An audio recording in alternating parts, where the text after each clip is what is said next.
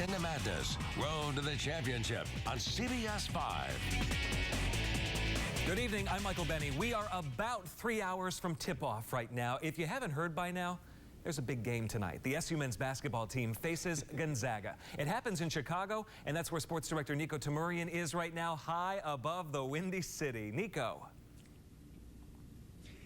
Hey there, Michael. Welcome to the Sweet 16. I'm Nico Tamurian, live 100 stories above downtown Chicago. We're at the Sky Deck at Willis Tower, formerly known, of course, as the Sears Tower here in the Windy City. I'll tell you what, Syracuse's basketball's hopes about as high as this skyscraper here in the middle of Chicago. You can't beat it. Syracuse practicing yesterday at the United Center, spending today, though, waiting for the chance to hit the floor to take on Gonzaga. This was the scene Thursday as they held their open practice, customary for each round of the tournament. It's a feeling the team will not take for granted. A year ago today, they were watching as 4 other teams played on their floor at the Carrier Dome with the right to make the Final Four. This year, destiny in their own hands, an opportunity Jim Boeheim is thankful for. You know, I think the tournament always is good when you get to it, and we usually get to it, obviously, because we couldn't go last year, and you know, it's obviously when you miss, and we missed before, not too many times, but, you know, the next year is always, it's good to go. Now, when you're talking about getting to the other side of those sanctions, you have to look at Trevor Cooney and Michael Benajay, 2 gutsy leaders for this program, both fifth-year seniors, responsible through seeing Syracuse basketball through one of its darkest moments. Syracuse basketball endured its toughest stretch in history in 2015. No postseason, no hope, just wondering how it all happened. Fast forward 1 year, the Orange, now just 2 steps away from the Final Four, the common denominator, the seniors, Trevor Cooney and Michael Benajay. Last couple of years, I mean, been through a lot at Syracuse, and a normal program doesn't go through half the things that we've been through, and it's been tough. And we've fortunate enough to have the coaches that we have to keep everyone together and keep everyone strong. History in our city will remember what those 2 endured. Central New York owes a debt of gratitude to Cooney and Benajay. They saw this program through the worst and on to the Sweet 16 or beyond. That means a lot to me, especially just being through what we've been through. I think it shows a lot of character out of Trev, especially I remember when I transferred in, he was very welcoming, and he showed me the ropes and everything. He actually made me a better player. So just being his teammate's been an honor, and I'm just happy that we were able to pull through what we've been through. It's definitely cool, and you know, we're a big part of it, obviously, but we had great members around us. I mean, it's special. I mean, and I think we've just fed off that, especially Mike and I, and it's kind of made us into the leaders that we are today, which is good. I mean, it's been a very fun and interesting run for us, and we just want to keep it going. No doubt about it, they have fought through the worst of times in the Hill with the NCAA sanctions and Jim Boeheim suspensions, now enjoying the absolute best of times. Now, that gives you perspective on what this game means with Gonzaga tonight. It's all about reestablishing the Orange's place in college basketball. It won't be easy tonight. Gonzaga is tough. Domantas Sabonis, a force inside, 6'10". He can go to work inside, drill 3-pointers as well. He's flanked by Kentucky transfer Kyle Wiltshire, 6'10" in his own right, perhaps the definition of the stretch 4 spot in college basketball. But for all of the talks about the Zags, the Bulldogs, they're concerned with Syracuse's patented 2-3 zone defense. It's going to be interesting just because we don't, and there really aren't many teams in college basketball that play 40 minutes a zone. And I think that's kind of the simple brilliance of the whole Syracuse plan. It's kind of amazing in that regard. Isn't that the beauty of college basketball? Something has to give with a spot in the Elite 8 on the line. So much more to talk about here. But for now, live at the Willis Tower, 100 stories above downtown Chicago, I'm Nico Tamurian. You know, the other thing that's great about the tournament, Nico, the storylines that emerge that have really nothing to do with basketball. In this case, that friendship between Coach Boeheim and Coach Few that has really blossomed into something that helps so many other people through Coaches versus Cancer. Don't you agree with that? No question about it. The funny part about the friendship, of course, is Boeheim winning the card games and Mark Few being a much better fisherman than Coach Boeheim. But when you find out about Coach Few and his wife starting their own cancer research foundation based on the Jim and Julie Boeheim Foundation, and that foundation out in Spokane, Washington, raising $7 to $8 million, it's truly amazing and a special part, no doubt, about college basketball. Keeps things in perspective. Nico, thank you. Tonight on CBS-5, it's Virginia versus Iowa State. That's first from Chicago at 7:10 tonight. And, of course, after that, that is what we want to see. About 9:40 tonight, right here on CBS-5, the Orange versus Gonzaga. Of course, it's not just the SU men making a run in the tournament. The women, they're making us proud, too. The team faces South Carolina in their first ever trip to the Sweet 16. We're less than an hour from that tip-off in South Dakota, the game being broadcast on ESPN tonight. The women trounced Army in that first round of the tournament last Friday at the Dome, then rolled past Albany to advance to this, now facing the #1 team in the country. Andy is in tonight with new information on this team that has so many people cheering. Yeah, no question about it, Michael. I know this is a good thing that we have 2 weeks, 2 shows, hopefully another week as well for the women's team and the men's team, of course. But, you know, a familiar opposition in their first ever Sweet 16 for the Syracuse Orange. The South Carolina Gamecocks, a team who beat SU twice last season. South Carolina, the top seed in the region, and playing some big-time ball right now down to this very same team. Ended the Orange's season last year. So revenge, yes, that's on the mind of SU. But they also know what they're up against in such a battle-tested team. Of course, Game Time 7, ESPN, and SU knows they have to do everything they can to win. Anytime you can play an opponent twice and they're not in your conference, you know, you can build some familiarity and you kind of know what to expect, you know, what their game plan will most likely be, and you know how to approach the game. Dawn's a great coach, and she's going to make adjustments to win basketball games and get her teams to compete at the highest level. So we got to give them all the credit. I mean, the game plan that we had in place obviously wasn't good enough for those 2 games, so we got to go to game plan number 3, and hopefully we can come out on top. All right, and take a look at the women's bracket right here, right now. The Sweet 16 battles tonight out in Sioux Falls, South Dakota. The Orange in South Carolina just under an hour away at 7 on ESPN. Then in the nightcap, it's the Volunteers of Tennessee, a team who beat SU this year. Look at upset number 3, Ohio State at 9 p.m. The madness continues tonight, Michael. We are looking forward to it, and go Orange. So much going on. Andy, thank you. As we continue the March into Madness here on CBS-5, a little taste of home in Chicago. It's the westward expansion of a Syracuse staple. We're going inside for some Dinosaur Bbq in the Windy City. What's different there, and what never changes? Also ahead, no one can give you perspective like this. Nico one-on-one with assistant coach Adrian Autry. What he's telling his players right now about how they'll handle and beat Gonzaga tonight.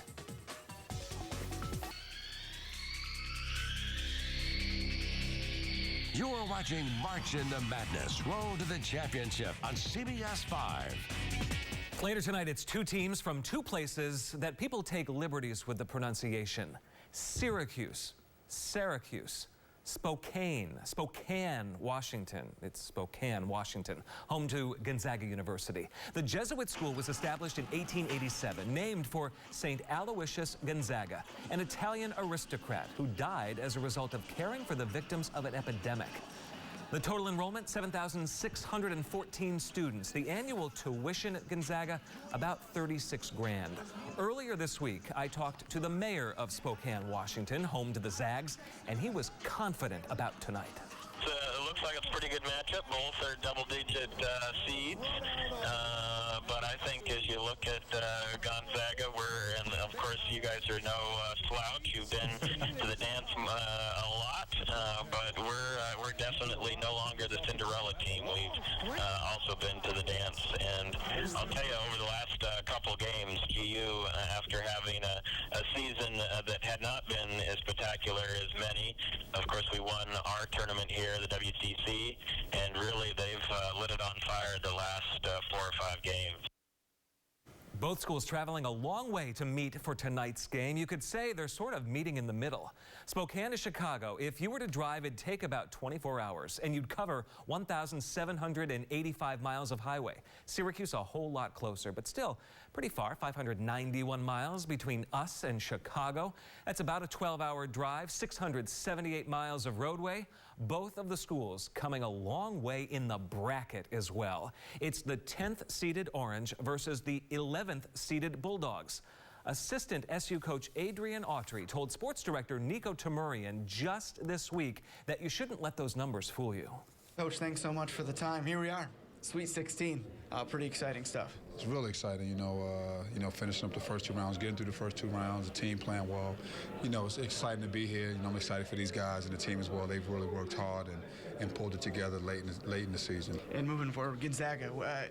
Basketball fans have just heard the name for years now. It's a couple of great programs here squaring off.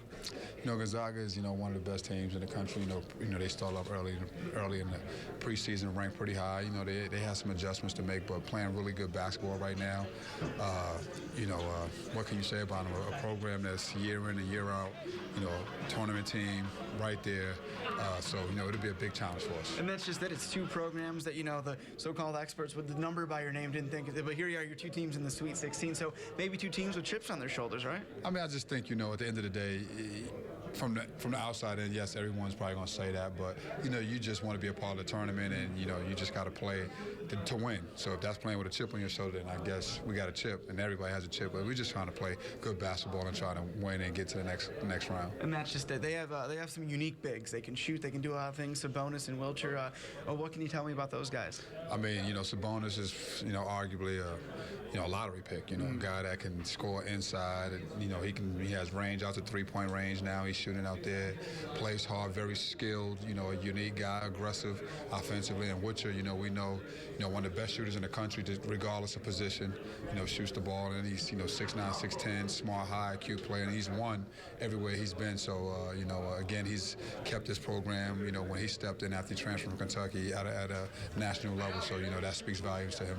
I got to say really quick, we got emails at the station. Everybody thanked you for your scouting job in Middle Tennessee last week. Well, you know what? They should be thanking the guys because they came out and executed. You know, my information is, you know, but it was what you do with the information, and the guys really did a great job.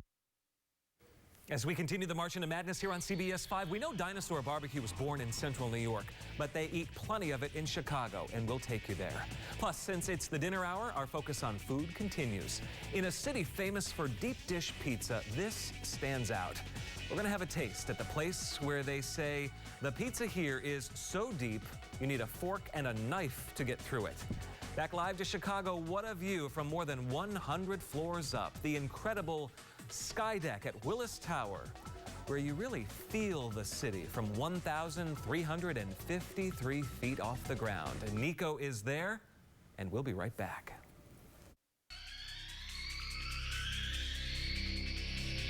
You're watching March into Madness, Road to the Championship on CBS-5. Orange fans flock to the Windy City, Chicago, Illinois, the host for the Sweet 16 game featuring the Orange and Gonzaga. Since the 1850s, that city has been a major Midwest metropolis. And tonight, it's home to a game that will determine if the Syracuse men's basketball team advances to the Elite Eight. Downtown Chicago can be pretty impressive when you're just walking around on the ground. But Nico Tamurian, he doesn't just walk around on the ground. He takes it to a whole new level. Like, how many stories up?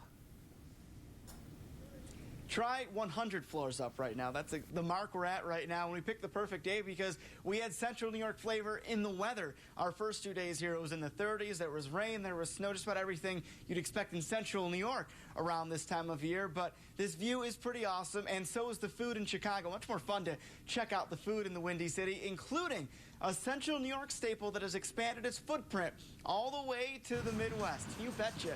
Dinosaur Bbq is here in the Windy City. Photojournalist Quindell Williams and I, we absolutely had to stop by, right? Same menu as the original Syracuse location, looks similar inside.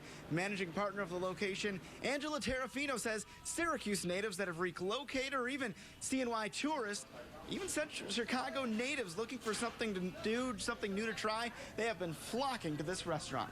So the first couple weeks, the first few months actually that we opened, everyone who was in the building was from Syracuse or from Rochester, who have been where there's another Dinosaur location. So it was really great to have people so excited because it's a little piece of home here in this city farm. A little piece of home in Chicago, just now learning what we've known in Central New York for a lot of years, right, Michael? Well, when you think of Chicago, though, You think deep dish pizza, no doubt about it. Why do they make it so different than the pizza we have on the East Coast in New York State? We talked with the owner of famous Connie's Pizza on the south side of Chicago.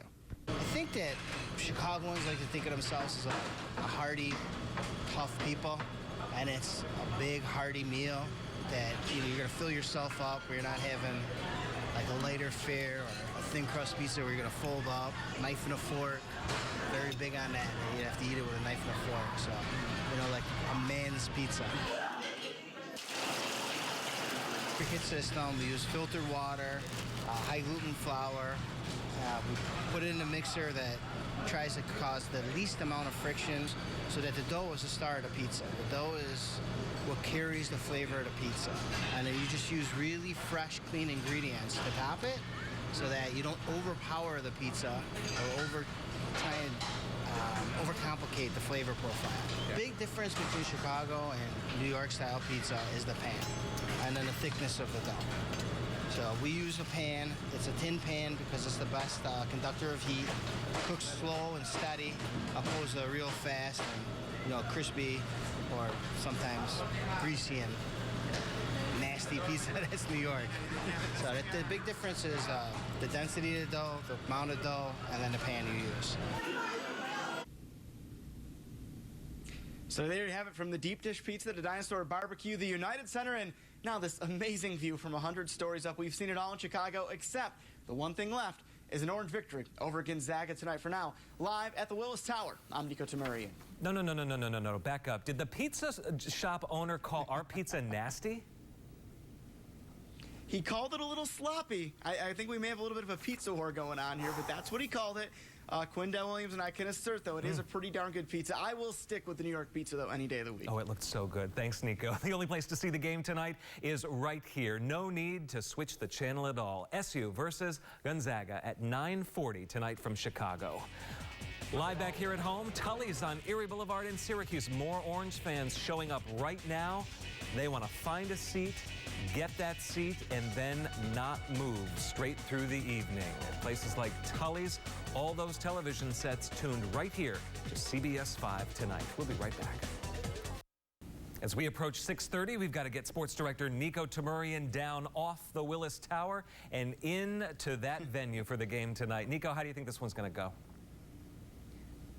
It's anybody's guess. It's the NCAA tournament. We do know it'll be a great game, and we talked about it a few minutes ago. Trevor Cooney and Michael Benege have already cemented their status for getting Syracuse out of the depths of the postseason ban and the NCAA sanctions, but they could become absolutely legendary in Central New York. That's what happens in our town when you go to the Final Four. But the tournament, we know it. It's all about having fun. That's what we had with Otto the Orange tonight at the Willis Tower. Look at this guy. He was spinning. He was dancing around. We had a great time at the Willis Tower, and that's just it. You see these different cities, like last week Chicago, this week St. Louis, maybe hopefully Houston next week. So a lot of fun, Michael. Should be a great game with the Orange and the Zags tonight. And a great game. CBS knows that it's going to be a good game because they put it on the late slot tonight, that's for sure. Nico, thank you. We'll see you after the game tonight for CBS-5 News after basketball. The CBS Evening News is next. Good night.